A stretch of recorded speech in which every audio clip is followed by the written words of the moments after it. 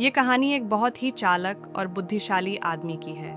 ये चालाक आदमी हमेशा अपना फायदा निकालने के लिए अपनी चालाकी का, अपने बुद्धि का गलत इस्तेमाल करता था।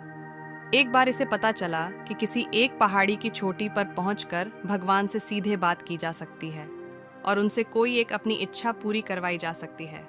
वो आदमी किसी तरह उस पहाड़ी की तलाश करके उसकी चोटी पर चढ़ने में कामयाब हो गया और उस चोटी पर जाकर वह चिल्ला चिल्ला कर भगवान को बुलाने लगा। भगवान ने उससे वहां आने का कारण पूछा तो पहले यह आदमी अपनी चालाकी का प्रदर्शन करने लगा। आदमी ने भगवान से कुछ सवाल पूछे। आदमी ने पहला सवाल पूछा, भगवान आपके लिए लाखों साल कितने बराबर हैं? भगवान ने कहा, मेरे लिए लाखों साल 1 सेकंड के बराबर है।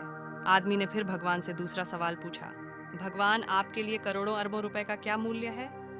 भगवान ने कहा, मेरे लिए दुनिया का सारा धन 1 रुपए के बराबर है। अब आदमी को लगा कि उसने भगवान को अपनी बातों में फंसा लिया है, इसलिए उसने अब अपनी इच्छा बताई। भगवान, मैं आपसे 1 रुपया मांगता हूँ। इतना कहने के बाद आदमी मन ही मन मुस्कुरा रहा था कि अब वह दुनिया का सारा धन पालेगा। भगवान ने कहा, मैं तुम्हें RS1 देने के लिए तैयार हूँ। इसके लिए तुम्हें बस मेरी एक शर्त माननी होगी।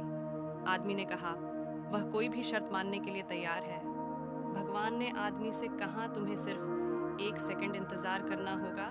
आदमी खुशी से उछल पड़ा और तुरंत हाँ कर दी। उसके हाँ करते ही भगवान वहां से गायब हो गए। अब आदमी इंतजार करने लगा कि कब उसे दुनिया का सारा धन मिलेगा।